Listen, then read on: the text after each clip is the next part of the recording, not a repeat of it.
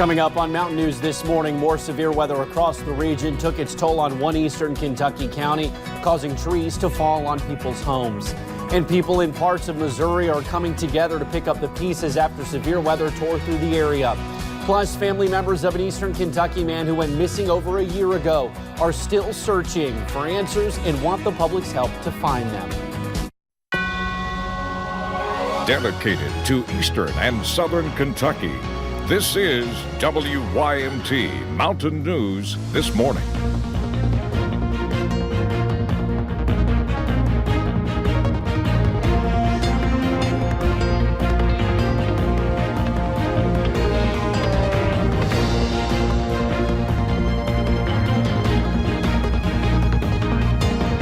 Good morning. It is 4:59 on Tuesday, June the 25th. I'm Will Puckett. Thank you for tuning in to Mountain News this morning. Well, everyone, we are out of the woods this morning. Thank goodness. Yesterday, it got a little hairy for a little bit. Brandon's been in since early yesterday afternoon because we had a handful of severe thunderstorm warnings and even some tornado warnings in our area. Let's bring him in this morning. And Brandon, while we saw that severe weather move out, some places saw what we expected. Other parts that were in that 3 out of 5 scale didn't see much at all. That's right. And again, those lines don't matter because you never know where that severe weather can pop up. But it did verify yesterday with our severe weather alert day. Let's take a look at what the problem is this morning.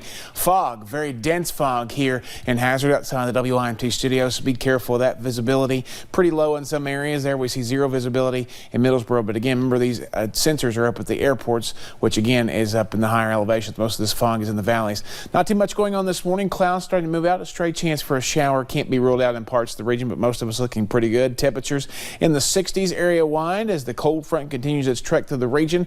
We'll only up at about 82 today, so that's going to feel pretty nice. Less humid as well. Straight chance for a shower can't be ruled out, but once we get past all this morning, I think mostly sunny skies will be around later today. The rest of the forecast coming up here in a few minutes. Will? Alrighty, Brandon, thank you.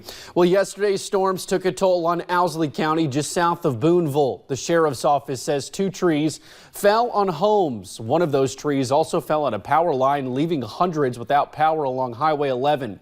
Luckily, no injuries were reported. Crews are working to restore power, clear debris, and help the community. I grew up in this community, born and raised here, and it's just a way to give back. Under the sheriff's office and the other deputy and the sheriff and the secretary, just proud to be in my hometown and be able to help when I can. Owsley County was under a tornado warning, but it is not confirmed that one was in the area.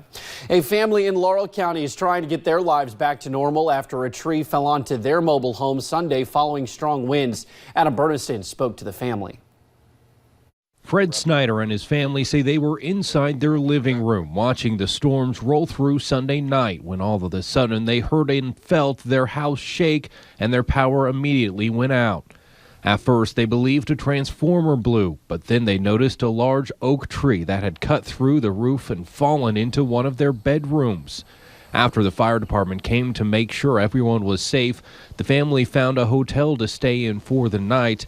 And while they say they're fortunate to be okay, they are also grateful for the community members who have helped them during this tough time. My ex-boss, he lent us money. Like I said, that woman up there at Spur Oil, I didn't know her from Adam. And I told her my story, and she handed me $50. So there are angels in this world. You know, $50 helps out a lot. Now, due to other trees knocking down power lines, a few people in that area are still without power as of last night. Well, people in Jackson, Missouri are also cleaning up the mess left behind by severe weather over the weekend. The storm hit the city hard. Almost every neighborhood in the city suffered some type of damage. The strong winds knocked down trees, utility poles, and power lines, leaving them in the dark for hours. But Monday, people were out cleaning up the debris left behind, cutting trees down off of roofs, picking up limbs, and replacing utility poles. Steve Parker lives on Tracy Street, where he had family and friends help him get a tree off of his roof. It's pretty bad. A lot of water running inside the house, and rafters are broken. We looked up in the attic, rafters are broke, so got it pretty good.